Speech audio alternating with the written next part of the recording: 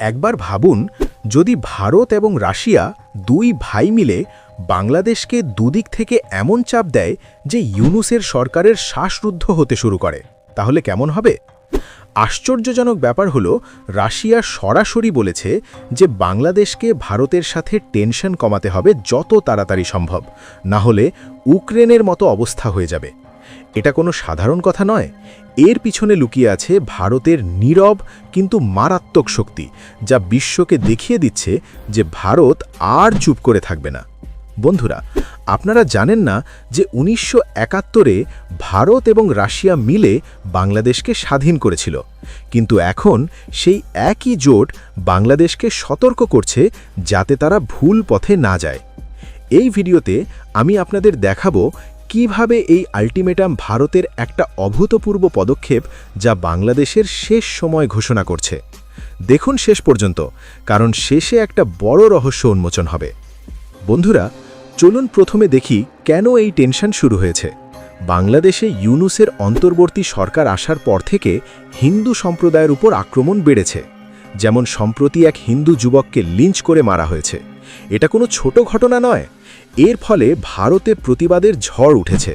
নয়াদিল্লিতে শত শত মানুষ বাংলাদেশের হাই কমিশনের সামনে বিক্ষোভ করেছে। ভারতের জাতীয় গর্ব এখানে আঘাত পেয়েছে, কারণ ভারত সব সময় তার প্রতিবেশীদের সাহায্য করেছে, কিন্তু এখন সেই প্রতিবেশী ভারতের টেরিটোরিয়াল ইন্টিগ্রিটি চ্যালেঞ্জ করছে। উদাহরণস্বরূপ, বাংলাদেশের কিছু গ্রুপ নর্থ ইস্ট ভারতকে দখলের স্বপ্ন দেখছে, যা ভারতের চিকেন নেক এলাকা অর্থাৎ শিলিগুড়ি করিডোরকে হুমকি দিচ্ছে। এই করিডোরটা ভারতের উত্তর পূর্ব রাজ্যগুলোকে মূল ভারতের সাথে যুক্ত রাখে। এটা ভারতের জন্য রেড লাইন, যা ক্রস করলে পরিণাম ভয়ানক হয়। এখন চলুন দেখি অতীতের ইতিহাস কি বলে। 1971-এর মুক্তিযুদ্ধে ভারতের সেনা 93,000 পাকিস্তানি সৈন্যকে আত্মসমর্পণ করিয়েছে এবং রাশিয়া তখন সোভিয়েত ইউনিয়ন হিসেবে ভারতকে সমর্থন দিয়েছে। আমেরিকা এবং চীনের বিরুদ্ধে দাঁড়িয়েছে। সেই সময় ভারতের প্রধানমন্ত্রী ইন্দিরা গান্ধী এবং রাশিয়ার নেতারা মিলে পাকিস্তানকে পরাজিত করেছে, যার ফলে বাংলাদেশের জন্ম হয়েছে। কিন্তু আজকের বাংলাদেশ সেই ইতিহাস ভুলে গেছে। ইউনূসের সরকার হিন্দু মন্দির ভাঙছে, সংখ্যালঘুদের ওপর অত্যাচার করছে। এটা যেন একটা প্যারাডক্স, যেখানে যে দেশকে ভারত স্বাধীন করেছে সেই দেশ এখন ভারতের বিরুদ্ধে দাঁড়াচ্ছে।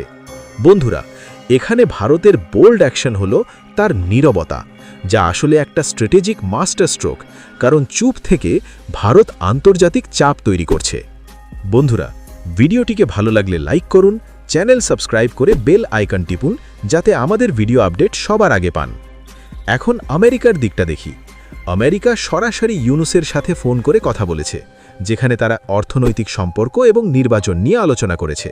কিন্তু এর পিছনে লুকিয়ে আছে ভারত বাংলাদেশের উত্তেজনা, কারণ শেখ হাসিনা ভারত থেকে বলেছেন যে ইউনূসের কোনো ম্যান্ডেট নেই বিদেশ নীতি পাল্টানোর। আমেরিকা বাংলাদেশের অন্তর্বর্তী সরকারকে সমর্থন করে, কিন্তু ভারতের সাথে টেনশন বাড়লে তারা চুপ থাকতে পারে না। এটা যেন একটা ডাবল গেম, যেখানে আমেরিকা একদিকে ইউনূসকে সাপোর্ট করে, অন্যদিকে ভারতের শক্তিকে সম্মান করে। বন্ধুরা, এখানে ভারতের অভূতপূর্ব পদক্ষেপ হলো তার হার্ড পাওয়ার দেখানো। ভিসা সেন্টার বন্ধ করে, সীমান্তে সেনা মুভমেন্ট করে। বন্ধুরা, এখন একটা মজার দিক দেখি। ইসরায়েলের সাথে ভারতের সম্পর্ক কিভাবে এখানে সাহায্য করছে। বাংলাদেশে হামাস স্টাইলের আইডিওলজি ছড়াচ্ছে, যা ইসরায়েলের রাডারে। ভারত এবং ইসরায়েল মিলে ডিফেন্স ডিল করছে, যেমন হারমিস ড্রোন, যা গাজায় প্রমাণিত। এটা বাংলাদেশের জন্য চ্যালেঞ্জ, কারণ তারা পাকিস্তান স্টাইলের মডেল অনুসরণ করলে ইসরায়েলের মতো দেশ হস্তক্ষেপ করতে পারে। মনে রাখবেন, আধুনিক যুদ্ধে গোয়েন্দা তথ্য ও প্রযুক্তির আদান প্রদানই আসল খেলা, যেখানে ভারত এখন অনেকটা এগিয়ে। ইসরায়েলি প্রযুক্তির নজরদারি এড়িয়ে বাংলাদেশে কোনো কট্টরপন্থী এজেন্ডা বাস্তবায়ন করা এখন প্রায় অসম্ভব। ভারত ও ইসরায়েলের এই কৌশলগত পার্টনারশিপ দক্ষিণ এশিয়ায় উগ্রবাদের বিস্তার রুখতে একটি অদৃশ্য দেয়াল তৈরি করেছে। বন্ধুরা, যদি আপনারা ভারত থেকে হন তাহলে কমেন্টে জয় শ্রীরাম লিখুন, আর অন্য দেশ থেকে হলে আপনার দেশের নাম লিখুন। দেখি কতটা দেশভক্তি দেখা যায়। এখন আসল খবরটা প্রকাশ করি। রাশিয়ান অ্যাম্বাসেডর আলেকজান্ডার খুজিন সরাসরি বলেছেন, যত তাড়াতাড়ি সম্ভব টেনশন কমানো উচিত। 1971-এ বাংলাদেশের স্বাধীনতায় ভারতের বড় ভূমিকা ছিল, রাশিয়াও সাহায্য করেছে। তিনি ইউক্রেনের সমস্যার উল্লেখ করে বলেছেন যে বাংলাদেশ ভারতের জন্য ইউক্রেনের মতো যেন না হয়ে যায়। এটা একটা আল্টিমেটাম যা ভারতের পক্ষে রাশিয়া দিয়েছে। বন্ধুরা, এর অর্থ হল ভারত এবং রাশিয়া দু ভাই মিলে বাংলাদেশকে দিক থেকে ঠকবে। একদিকে ভারতের সেনা প্রস্তুতি, অন্যদিকে রাশিয়ার কূটনীতিক চাপ। ক্রেমলিনের এই বার্তা স্পষ্ট করে দিচ্ছে যে মস্কো কোনোভাবেই ভারতের আঙিনায় পশ্চিমা মদতপুষ্ট কোনো অস্থিরতা সহ্য করবে না। পুতিন ও মোদির এই যুগলবন্ধী আন্তর্জাতিক রাজনীতির সমীকরণকে রাতারাতি বদলে দিয়েছে। রাশিয়ার এই সমর্থন ভারতকে দক্ষিণ এশিয়ায় একচ্ছত্র আধিপত্য বজায় রাখতে বাড়তি অক্সিজেন দিচ্ছে। বন্ধুরা, এখন চলুন দেখি ভারতের পদক্ষেপ কতটা অভূতপূর্ব। ভারত খুলনা এবং রাজশাহীতে ভিসা সেন্টার বন্ধ করেছে, যা একটা রোলিং ব্যাক, অর্থাৎ ভারত তার সম্পর্ক কমাচ্ছে। এর ফলে বাংলাদেশের অর্থনীতি আঘাত পাবে, কারণ ভারত থেকে বিদ্যুৎ, খাদ্য এবং বাণিজ্য নির্ভর করে। ভারতের ইস্টার্ন কমান্ড সেনা মুভমেন্ট করছে। ত্রিপুরার সিএম দিল্লিতে রিপোর্ট পাঠিয়েছে।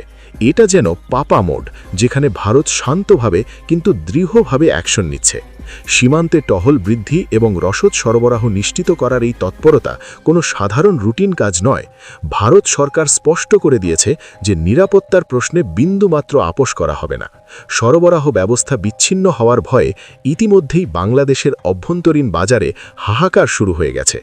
ভারত যখন বড় ভাইয়ের ভূমিকা ছেড়ে বিচারকের ভূমিকায় নামে, তখন পরিস্থিতি এমনটাই হয়। আরও আকর্ষণীয় দিক হল বাংলাদেশে নির্বাচন 12ই ফেব্রুয়ারি, কিন্তু টেনশন বাড়লে সেটা প্রভাবিত হতে পারে।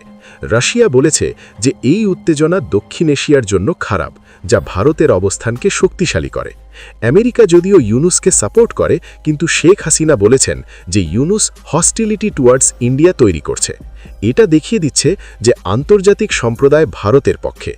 ভারতের জন্য সবচেয়ে স্বস্তির বিষয় হল পশ্চিমীরা চাইলেও এখন সরাসরি ভারতের স্বার্থের বিরুদ্ধে গিয়ে বাংলাদেশে হস্তক্ষেপ করতে পারছে না। দিল্লির চাণক্য নীতি এখানে ওয়াশিংটনকে অনেকটা ব্যাকফুটে ঠেলে দিয়েছে। বাংলাদেশের রাজনৈতিক ভবিষ্যৎ এখন অনেকটাই নির্ভর করছে ভারতের গ্রিন সিগন্যালের উপর। বন্ধুরা, এখন আমার নিজস্ব কমেন্টারি। এই ঘটনা ভারতের জন্য একটা গোল্ডেন অপরচুনিটি, কারণ এটা দেখাচ্ছে যে ভারতের কূটনীতিক শক্তি কতটা গভীর।